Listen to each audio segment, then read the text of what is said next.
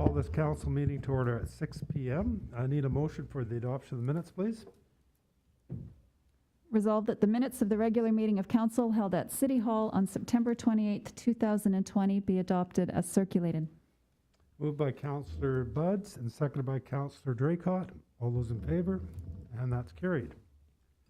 We have one delegation this evening. This evening we have Cindy McDonald from the Chamber of Commerce, and she's going to speak to us about Phase 2 parking. Cindy, the floor is yours. Ooh, I'm first up. You're first up. Right.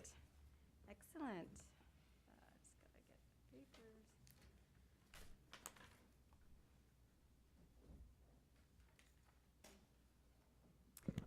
All right. This is going to be very hot. I guess you guys are used to it. All right, good evening, Mayor Ferris and Council. Kyle Pettinger, President of the Portage and District Chamber of Commerce, apologizes for not being able to make it this evening. He had other commitments that he had to fulfill, so I'm presenting on behalf of the Portage Chamber of Commerce. My name is Cindy McDonald, Executive Director of the Portage Chamber. The Chamber's mission is to be the leader in supporting the needs and concerns of the business community. As the voice of business, we are advocating for our members and businesses regarding the issue of the city's Phase 2 parking plan. The parking strategy has been something the Chamber has had an interest in for many years now. In the beginning, the goal was to make parking easier for patrons on Saskatchewan Avenue. Identifying the reason for our initial suggestion to remove the meters was quite simple. Very few people carry change, many meters were failing to operate correctly, and ultimately, we were trying as a chamber to find a way to help encourage shop local and support the downtown. It is important to note we did make recommendations to have paid parking implemented. However, the details of this parking phase were not discussed or presented to the chamber prior to implementation, and as such, were not a chamber recommendation. I do want to reiterate that paid parking was an option we were open to discussing and assisting with prior to meters being removed. However, neither phase was presented to us before implementation. By creating a solution, i.e. removing meters in front of the businesses along Saskatchewan Avenue and some of the main side streets, we could alleviate the congestion which was occurring during certain peak periods of the day, year, in the Heritage Square East and West parking lots. It's been very hard to get an accurate number on the revenue and expenses associated with parking. There are many variables. Oh, I feel like this keeps going out. Is it me or is it keep? Okay. There are many variables with officers enforcing many bylaws besides the parking bylaws. Parking has always been a loss for the city, yet something that seems minimal in comparison to other city expenditures. So why then are we so adamant in trying to charge for something that's always been a loss for the city? Would eliminating the cost of fixing meters and monitoring them not be something to start with, as well as increased violation fees? The flaws in Phase 2 still exist that were there prior to any amendments. The number of monthly passes made available for purchase for businesses, volunteers, etc. is unrealistic. A more realistic number for monthly passes, we believe, is closer to 225 for Heritage Square East and West pre-COVID-19. With this being said, with $25 monthly fees, the city's revenue would be $67,500 in Heritage Square yearly, less than any monthly parkers getting the yearly discount. Then add in the $5 daily passes, the Howie parking lot, and the ticketing revenue, suddenly it appears the parking strategy has a very different financial outlook.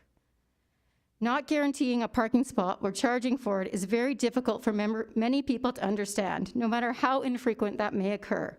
It is not fair to a person paying $25 a month to not have a guaranteed parking spot. The other options for payment besides an app was of utmost importance as well. The answer, it appears, is asking businesses to sell passes, not an ideal solution under the current circumstances of Phase 2 for our membership. The last amendment was for veteran and disabled vehicles. When looking at the number of handicapped spaces in the parking lot and their proximity accessibility to businesses, this hardly makes a difference to the overall strategy and its effectiveness. Our dilemma was to create a uniform solution for parking, yet we ended up with another lopsided situation, taking one problem and shifting it to another, so we can continue to debate parking for another 25 years in Portage la Prairie. Businesses must depend on employees as well as customers. Portage has no public transit, so very few people here have an option of walking to work. As you know, 2020 has been an unprecedented year. Many of our downtown businesses and nonprofits have been hit hard by COVID-19. Having extra expenses during a time where many nonprofits have canceled all of their fundraising events and many businesses are still struggling is not ideal. Financial resources are tight. The timing of phase 2 couldn't be worse. Your businesses, your not-for-profits, your community have raised valid concerns regarding phase 2 of the parking strategy. Please, as our elected public officials, listen and remember why we've asked that you make these decisions with us and for us. We ask today that you discard a second or third reading of Traffic Bylaw 20-8713. This needs to be re-amended. We need to focus on more pressing matters during a time where our business community and not-for-profits need your support more than ever before. The Chamber and its membership appreciate you hearing our voice. We believe you will make a decision that makes sense for Portage la Prairie. I have one more letter to read from Bill Sticky Fingers, that he wrote for me to read to you tonight. To Mayor and City Council of Portage la Prairie, it is your hardworking businesses that rely on our elected officials to be there for us through our tough and trying times. But instead, you contradict yourselves by telling people to shop local/downtown. Then you turn around and upset not only your downtown businesses, but also our dedicated customers who are dealing with the effects of COVID-19, whom we rely on to keep our doors open, with an added expense now to pay for downtown parking. This year has been hard enough to deal with, and now this proposed paid parking is adding even more stress to the City of Portage la Prairie's downtown businesses, which council should be trying to help alleviate our stress, not adding to it. Not only personally has Bill Sticky Fingers been through our own trying, stressful times, dealing with a fire over the last 10 months, we now have the added stress of reopening our business. And on top of that, we now find ourselves, our staff, and our customers having to pay for daily, monthly, annual parking.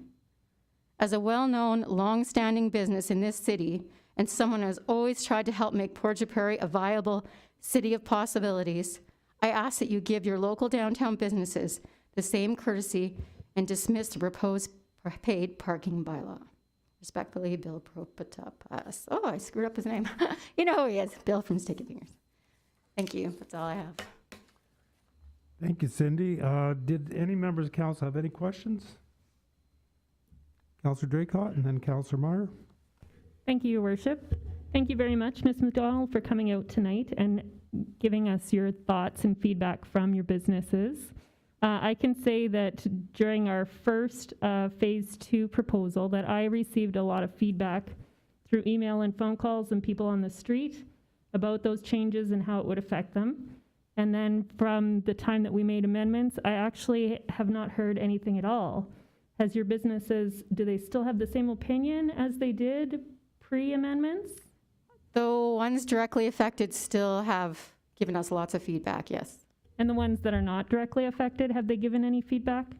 We didn't really survey them again after the amendment, so I haven't talked to everybody, but no, I don't know that answer. Councillor Meyer, you had a comment or a question? Yes, thank you, Your Worship. And as well, Ms. McDonald, we would certainly appreciate you in the chamber coming to council to, of course, express your opinion, and I think we hear it loud and clear. The only question I had for you was just a question of clarification. You talked about handicap parking and veteran parking plates. I didn't quite catch the drift of what your point was with that. Could you kind of maybe just repeat that portion of your... Yes. The last amendment was for veteran and disabled vehicles. Was there an amendment for the second phase? Correct. Right? When looking at the number of handicap spaces in the parking lot and their proximity, accessibility to businesses, this hardly makes a difference to the overall strategy and its effectiveness. Okay. I'm not quite sure I understand that, but... Any further questions from council? Well, Ms. McDonald, I just want to thank you for coming out on behalf of the Chamber this evening. I also want to thank you for the work that you and the Chamber have done with our administration and council over the last several years on this issue, and this has been a contentious issue at times. I I do appreciate that there's been a lot of work by the chamber, nonprofits, and our administration on coming up with amendments and trying to make all these moving parts work together. And I do recognize we won't necessarily please everybody. Just a couple points of information I wanted to share. I don't think administration will be asking businesses to sell the daily passes. I believe it'll be Herman Pryor and Gillespie Center, but I can stand corrected on that. Thank you, Worship. I could provide clarification. The report that Ms. McDonald's referencing, it says approved vendors. The approved vendors were intended to be nonprofits that were concerned about the opportunity of their visitors being able to purchase at City Hall due to accessibility issues or purchase via the app due to technological know-how. So we have an agreement in principle with the Prairie Fusion Gillespie and also Herman Pryor to give them the capability to sell those passes in their building with cash or debit. So those are the vendors. It's not the intention to work with businesses down the avenue to also have the ability to sell those at this time. Okay, thank you for clarifying that. And the other information I wanted to share with yourself and council is that on the veterans parking, I've received a phone call from the president of the local executive and many veterans saying, thank you, it will make a difference. So that's according to the Legion. Thank you very much. Thank you. If I may, Your Worship, as well, it is the intention to add additional handicap parking spots in the in front of Herman Pryor. Thank you.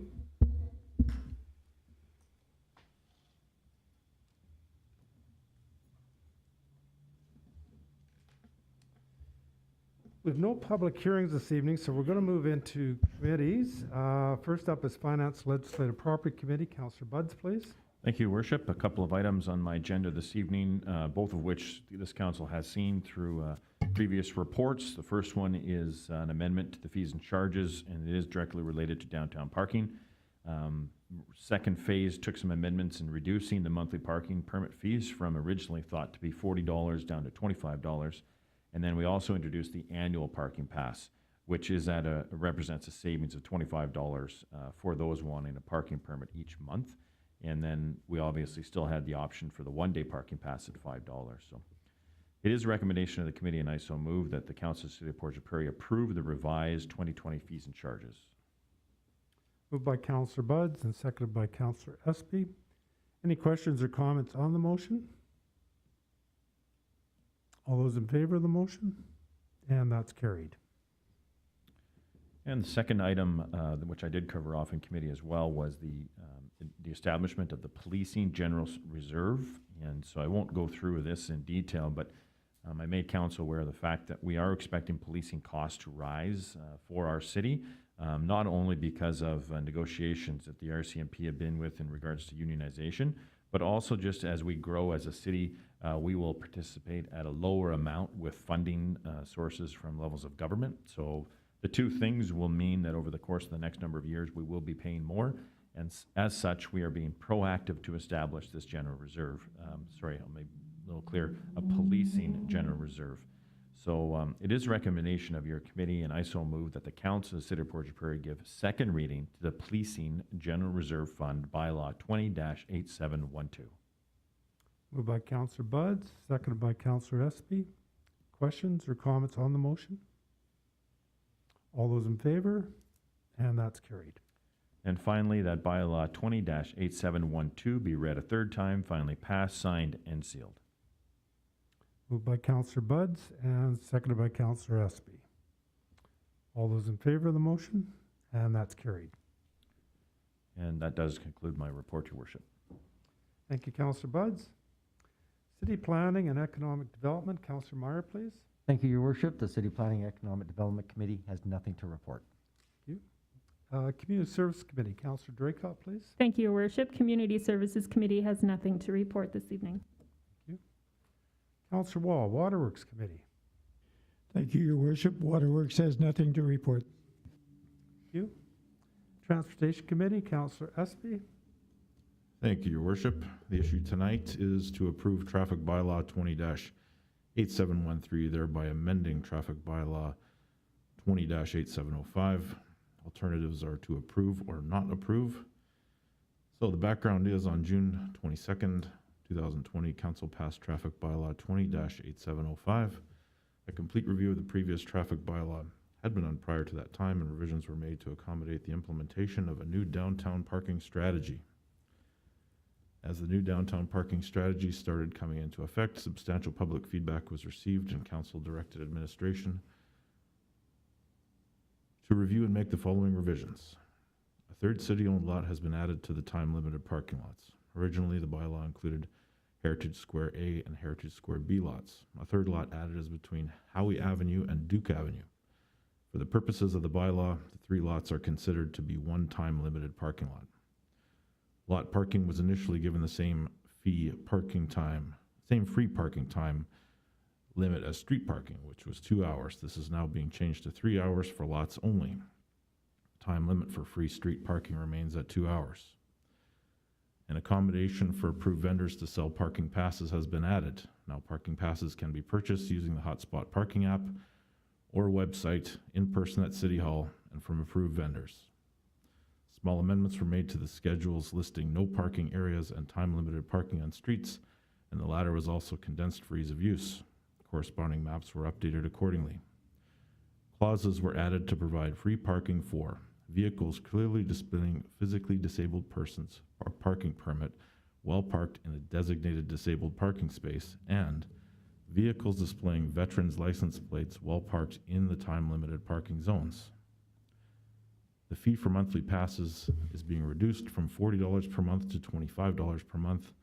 Annual passes will be sold for the cost of 11 months. This will be addressed in a separate report, as the bylaw only refers to the fees in the fees and charges schedule. Traffic Bylaw 20-8713 incorporates the above referenced changes. It is the administrative recommendation, and I so move, that Traffic Bylaw number 20-8713 be given second reading. Moved by Councillor Espy and seconded by Councillor Meyer. Any questions or comments on the motion? Councillor Draycott. Thank you, Your Worship. I think I would make the comment that we have heard tonight from Ms. McDonald, as well as we have heard through emails, that this is a horrible time to implement this, that COVID-19 has affected many people and many businesses, and I couldn't agree more, except you cannot run a program like parking at a negative.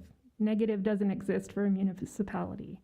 That relates back to taxation. So if you run parking at a negative, it means taxes go up in one way, shape, or form. That either means that everybody pays more because some people don't want to pay for parking, or more likely that a special levy comes into play and you see businesses pay more because they are utilizing those parking spaces for customers or employees. So I guess I would say it is a horrible time for this to come into place. However, there isn't any way to get through this unless we raise taxes. So I think that looking around at what other businesses are doing in the area with paid parking lots, that these changes are different than what we've seen, but change is always different. And we'll get through this, and it'll be different, but there has been some accommodations made by the city to make life easier for many people in the downtown, and this will affect a small portion of people in the downtown. And I'm happy with the changes that we've made as city from the previous amendment to the one that we are voting on tonight. Thank you, Councillor Draycott. Other questions or comments on the motion? Councillor Meyer. Thank you, Your Worship. And I would just like to take a quick moment to echo Councillor Draycott's thoughts and words. I think it's important that we recognize the fact that we did hear from the people that would have objected in order to put the bylaw in place. I just want to also recognize the fact that we've looked at every option that we can possibly look at from my perspective, and that I think we've made some really good compromises in order to make this work for everybody. I just wanted to recognize the chamber, recognize the people that I've reached out to and talked, and the people that have reached out to me and talked as well. Thank you, Your Worship. Thank you, Councillor Meyer. Councillor Buds. Yeah, not a lot to add. I think it was very important that Mr. Pito mentioned the contact that we had with both the Gillespie Center and the Herman Pryor, who had raised some concerns about the downtown parking. And to my knowledge and reporting back from through administration to council is that both of those parties are happy with the outcome of what's happened. Obviously, as what's been alluded to, is it does represent a change, but the flexibility that the city showed in terms of coming up with a remedy was well received. And to that note, extending the free parking from 2 hours to 3 hours in the retailers that I've talked to in the downtown area feel that that will cover almost all situations when there is people frequenting those businesses for making purchases during the day. So from my chair, I'm confident the changes that we've made, notwithstanding the concerns brought forward with the chamber, have addressed many of the concerns that have been brought forward. So I just wanted to make that comment. Thank you, Councillor Buds. Further comments or questions on the motion? All those in favor of the motion? And that's carried. And that traffic bylaw number 20-8713 be read a third time, finally passed, signed, and sealed. And I so move. Moved by Councillor Espy and seconded by Councillor Meyer. All those in favor of the motion? And that's carried.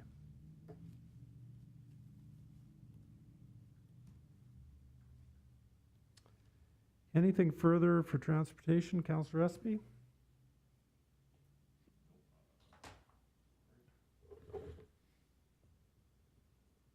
Just making sure, but that concludes my report. Thank you, Councillor Espy.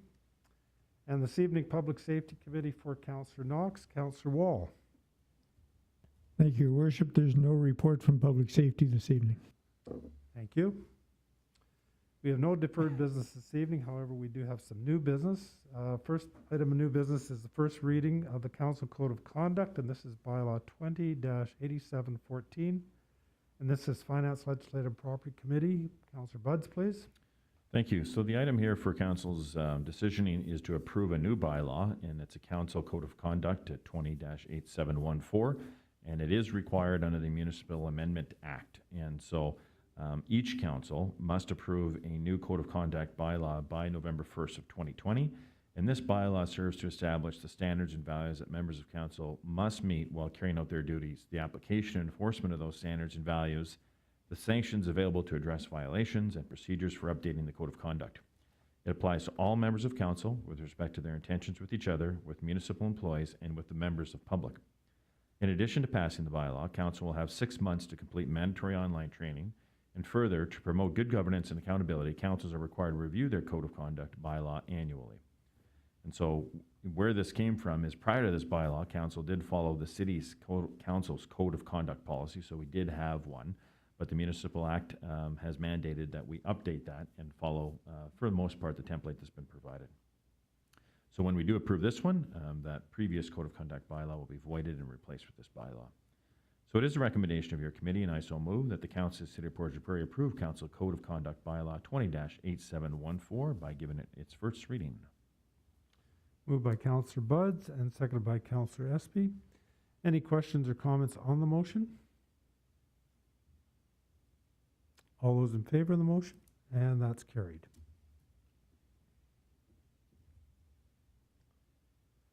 Next item of new business is the Industrial Park Utility Capacity and Condition Study, and this is Waterworks Committee. Councillor Wall, please.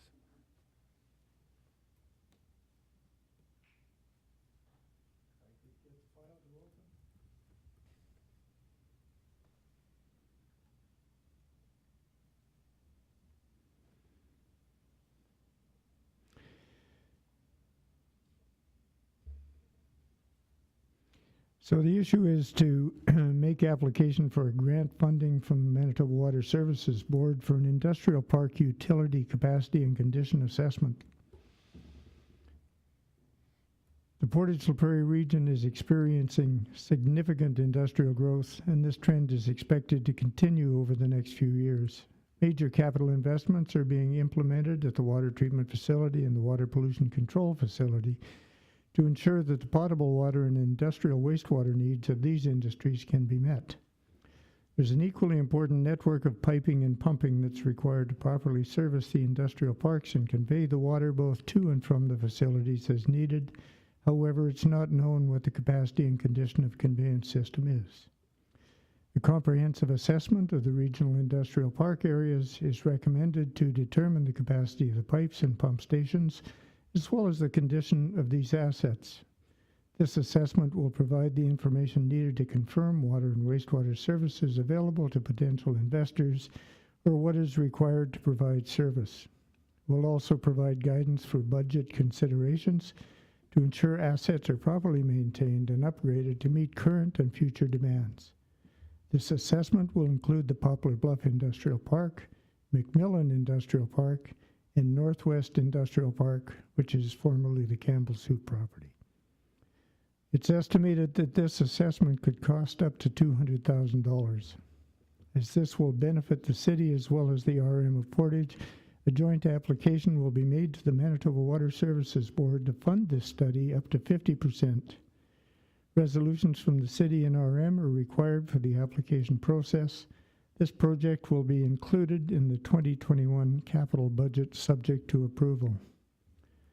It's the administrative recommendation, and I so move that the Council of the City of Portage la Prairie authorize administration to apply for grant funding from the Manitoba Water Services Board for up to 50% of the $200,000 estimated expense to assess the capacity and condition of the regional industrial parks. Moved by Councillor Wall and seconded by Councillor Draycott. Any questions or comments on the motion? All those in favor of the motion? And that's carried. We have no old business this evening, so council is adjourned at 6:26 p.m. and we're going to move right into committee.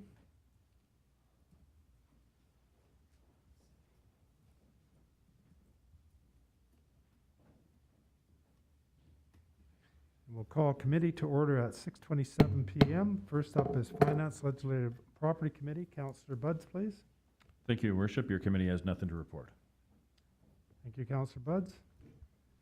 City Planning and Economic Development Committee, Councillor Meyer. Thank you, Your Worship. The City Planning Economic Development Committee has nothing to report. Thank you, Councillor Meyer.